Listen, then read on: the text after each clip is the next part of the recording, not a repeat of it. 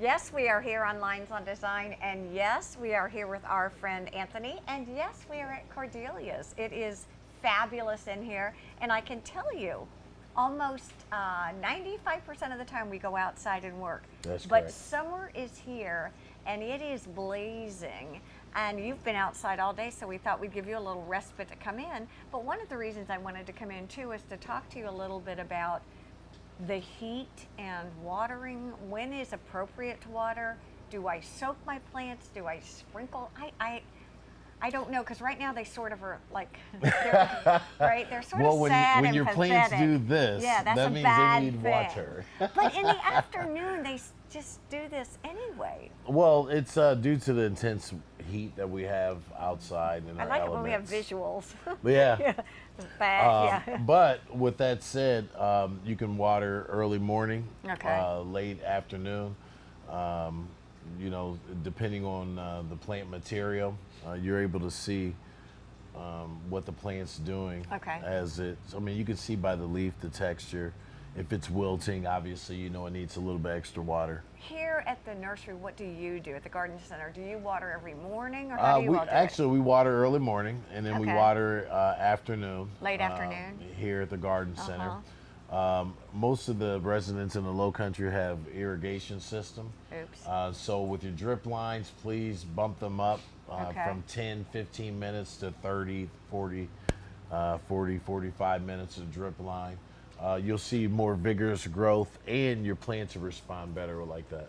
When you are visiting, I feel like I can do a testimonial now because you came out and you were really helpful, not only in my yard, but the interesting part was my driveway. You're really, one of the things that Anthony's really good at is coming up with a plan that's cost effective and manageable and you can grow with, which I really appreciated a lot. Well, thank Your you. guys were fantastic too. Okay. And can I tell you who's out there? He's the coach too. Well, as you can see, Yeah. I just got back from being out there, and I'll be going right back out Exactly. Do you have favorite projects? Do you like to do the hardscapes as well as the actual plant material? there. We're one of the larger installers of hardscape material in the low country. I'm a certified hardscape installer, not only low country paver, but I'm ICPI certified as well. So what are you seeing trending as far as what people are enjoying? What is, if cost is no object, what should I do? And then on a budget. Well, most of the time, if it's older residents, we're revamping a lot of properties, rehabbing. In the other aspect, a lot of people enjoy the outdoor living. They move to this area Yeah. to be outside. So we put a lot of patio pavers in with fire pits. Matter of fact, we just completed an awesome job at the Hayward House. I don't know if you guys have seen Yeah, it. no, but we should go take it. Oh, do you We have built a photos of big, that? nice 9-foot fire pit for them. And that's such a beautiful spot. Yeah, well, it was a great. It was inaugurated with Juneteenth when the celebration was down in the Low Country. So it was good to give back to the community. Do you stay busy in the summer? Is the summer a good time to do that? Do you prefer? Because last time you've got a.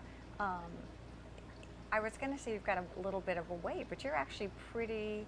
Well, I mean, it's hard for me right now to get out to every estimate as I would like to. That's a but good as thing. far as work, Yeah. we're usually always busy as far as work. Let me People say- like detail. Yeah, well, they do. And let me say this.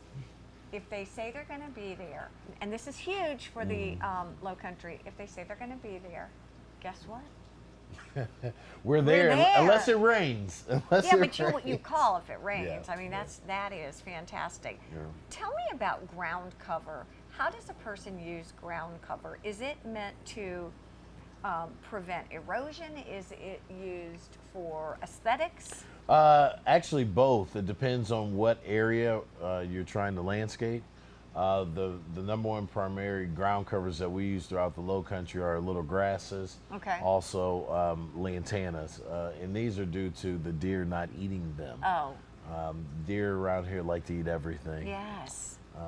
You know, they don't discriminate on Yeah, the it bushes. just is what it is. One of the things that I noticed when I came in, and again, because we're usually outside, I didn't really pay attention to everything. You have a lot of product here. What do you specialize in? And I have to be honest and tell you that I'm not not only am I not an expert, but I'm very much a neophyte in even knowing any of these products. How does it work? Can you Well, it's pretty share? basic. Our staff here, if you come in and you have a specific problem, be it insect or fungus, Right.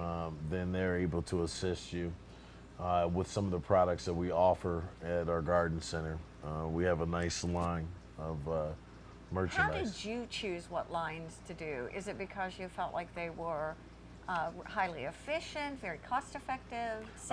and- Definitely all of the above, but most importantly, these are products that we use. Okay. And Wow. There you- you know, so it makes a big difference when we can give a testimonial.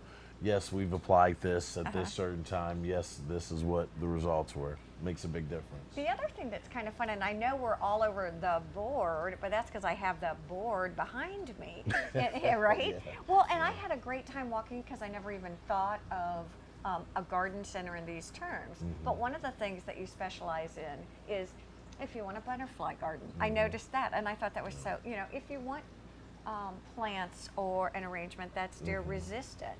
You know, I thought that was kind of cool the way that you've orchestrated and organized.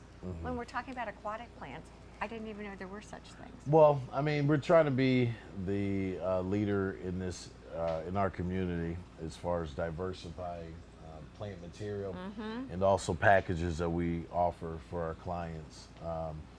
It's very imperative. Butterfly gardens, deer-resistant gardens, Yeah.